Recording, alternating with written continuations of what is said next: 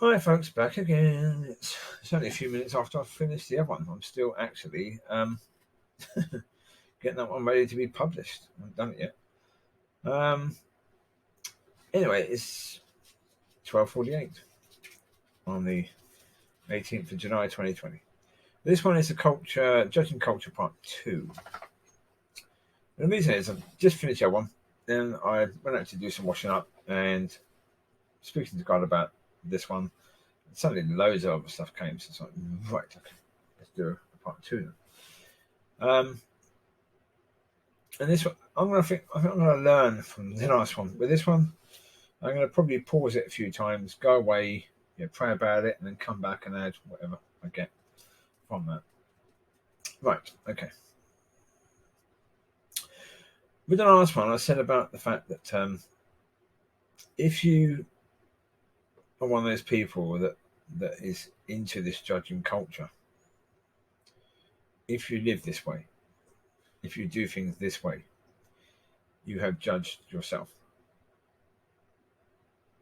Now, that could seem to be a bit harsh. That could seem as if I'm trying to judge people. Well, part of this channel is about talking about things that happen in real life and putting a Christian look onto it. So, okay, well, what does the Bible say about that? So, I did some videos yesterday. In those videos yesterday, there were ones from the books of Matthew, and the Lord was saying, you are justified by your words, or you are condemned by your words. So if you are condemning people by their words, the way you'll be judged is quite simple. If you have reported somebody or tried to cancel someone or tried to create a fuss over someone, tried to get someone sacked, whatever, try to do any action against somebody because something they've said to you, because you got offended, the way you'll be judged is, have you ever said anything that would have offended you? According to your level of judging people based upon the offences that they've done to you, the level you passed onto them, you'll be judged based on what you yourself have said and done. See, God knows every single word that you've ever said. He knows the motivation behind what you say and what you do.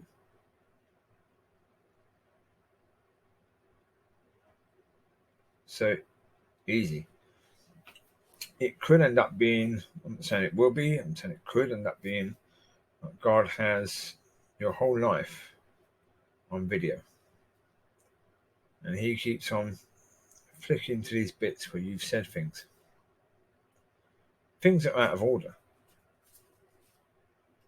Because, folks, all of us, every single one of us at some point in time is going to say something that someone else or even you at a later point in your life are going to find offensive.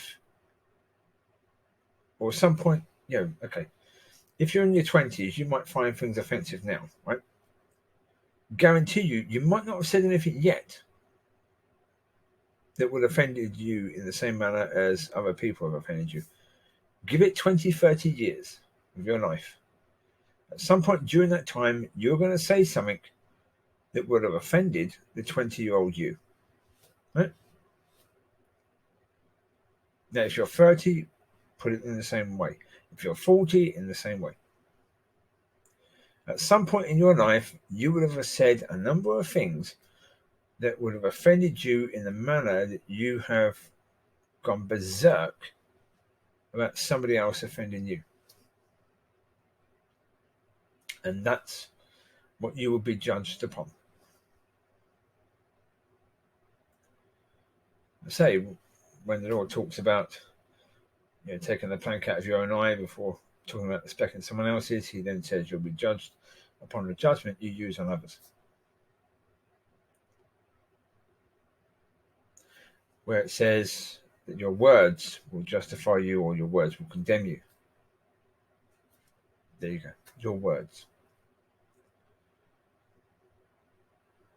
It's harsh. I mean, I personally, do I want people to be condemning themselves? No, because I think it's bloody stupid to say the least.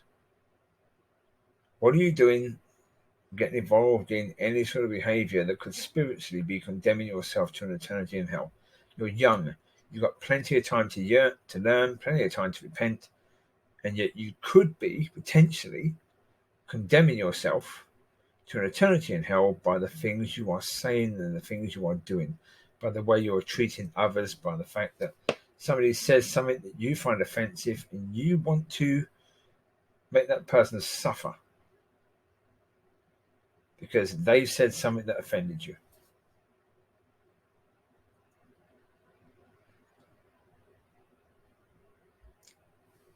There's no wisdom there at all. You're not serving society by doing that. You may be deluded enough to think you are, but you're not. You're not serving feminism. You're not serving Black Lives Matter. You're not serving any of that by doing that. Not at all.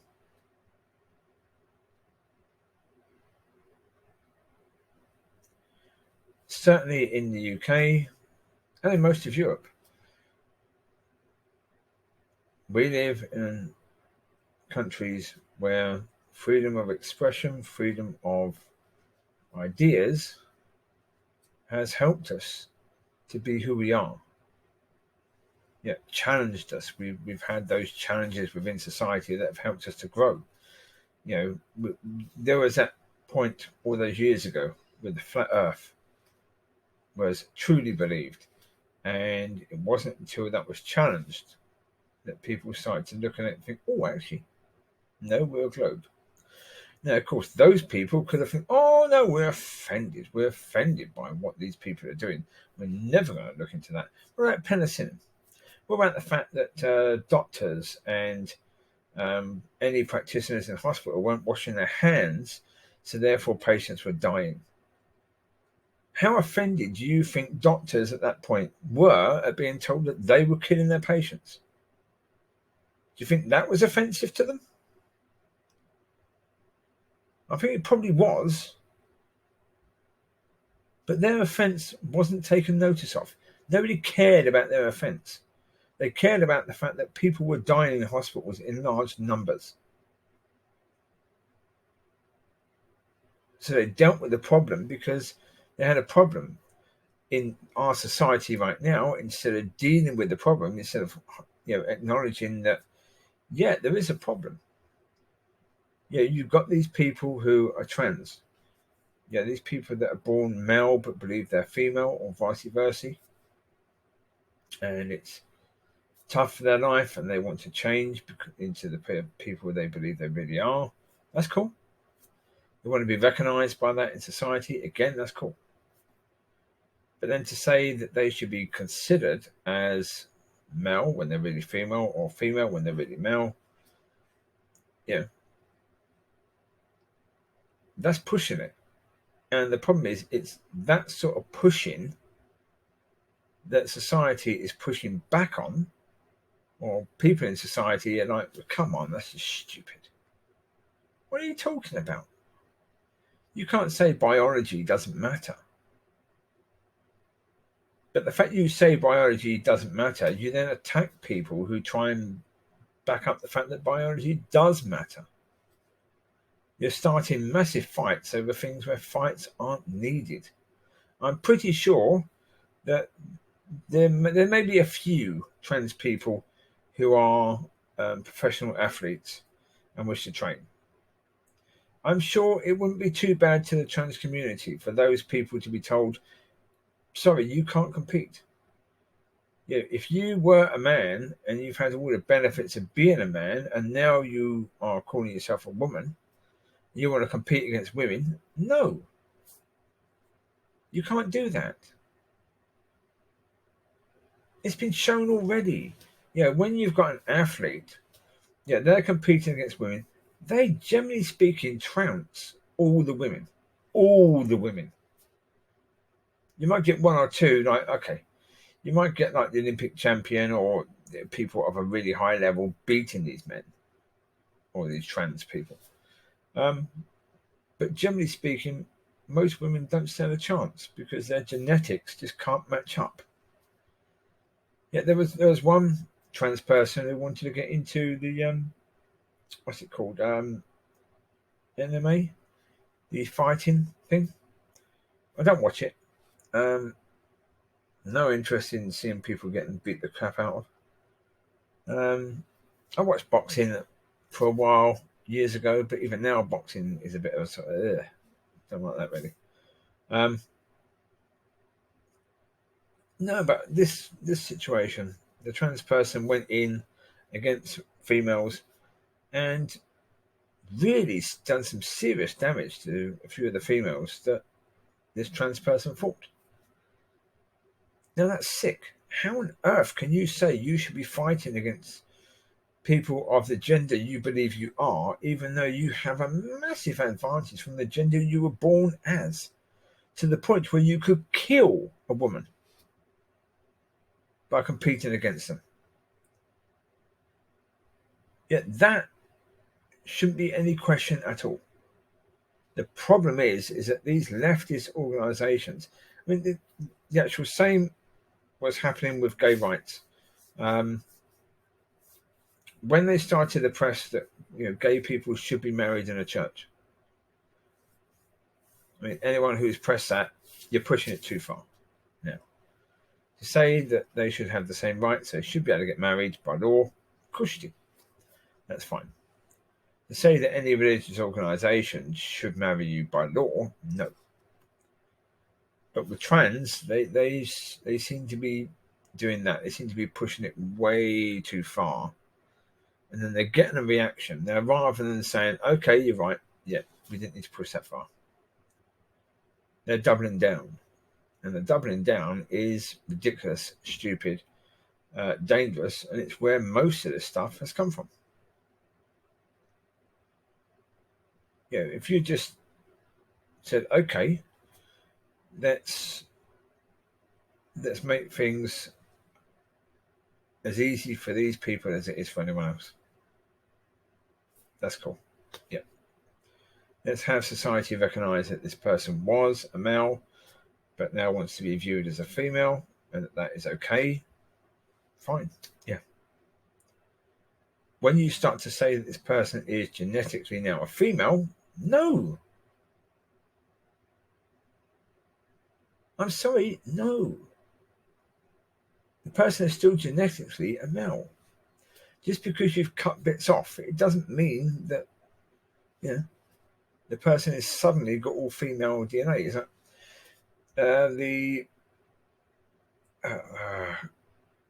what's it called? A organisation for cervical cancer came out and basically said, yeah, it's not only women that have a cervix. So, excuse me? What? Excuse me?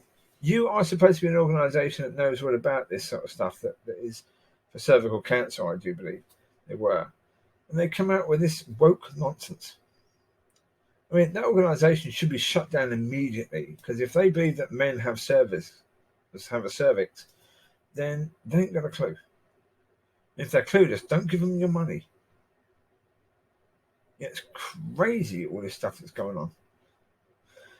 But yeah, I just needed to add that bit. So this will be counted as the judging culture part 2. So yeah, I'm going to pause it for a sec. If there's anything else that comes, I will pass it on as well.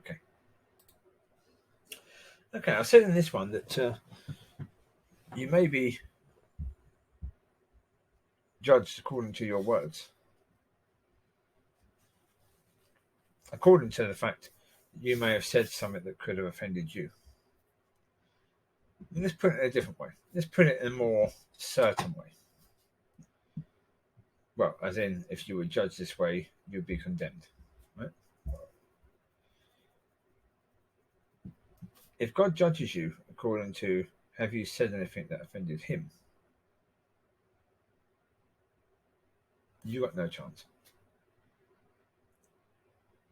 Because any sin that we commit is an offense to God. That's why Yeshua had to come down and pay for the sins of the world and cover those sins with his blood, because every sin is offensive to God. Not every sin we do is an act, is a physical thing we do. We sin all the time through the things we say, the things we think. So therefore, every one of us has a whole list of things that we've said that is offensive to God. Every one of us has that. Folks, being offended is part of nature. That's part of the way things are.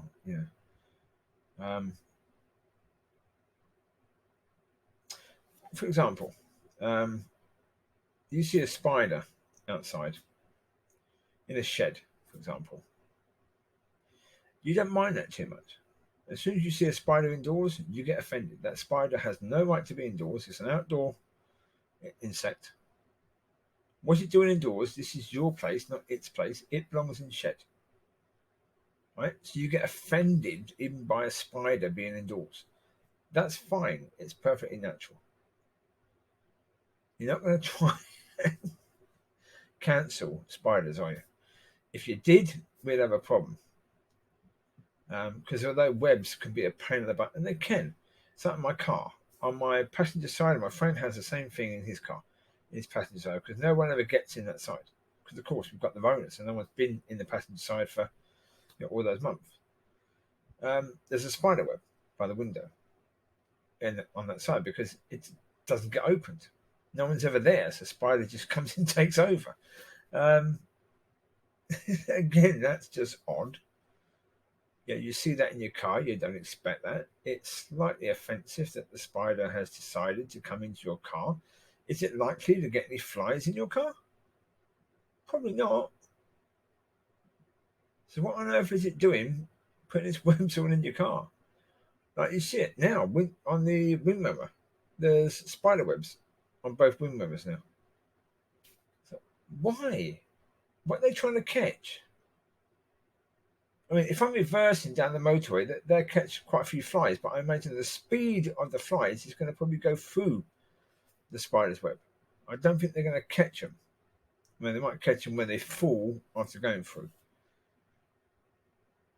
But because you're going forwards, the wind mirror itself is the thing getting the flies, not the web. So having a web there, it just makes no sense at all. The spiders are just being messy. So that could be offensive. That's fine. Who cares? Does it matter? No, not at all. No, there you go. So being offended is part of life. It's what it is. It's the way life is. You just gotta get on with it.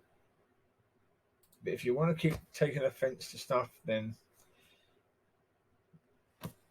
you really are causing problems for yourself. You're creating a situation where potentially you are condemning yourself to an eternity in hell. And why you would choose to do that, I don't know. And just because most of society is quiet about this stuff, it doesn't mean that they support you. The problem is, it looks as if they do because they're quiet. I'm pretty sure they don't. Well, there you go. This is part 2. I hope in some way it helps. I don't know. You take care. God bless, and I'll speak to you soon. All I do is if God gives me something to say, I say it. Simple. I try and understand it, and I try and put it across in a way that can be helpful to people. Whether people are helped by it, it's up to them. You take care. God bless. Bye bye.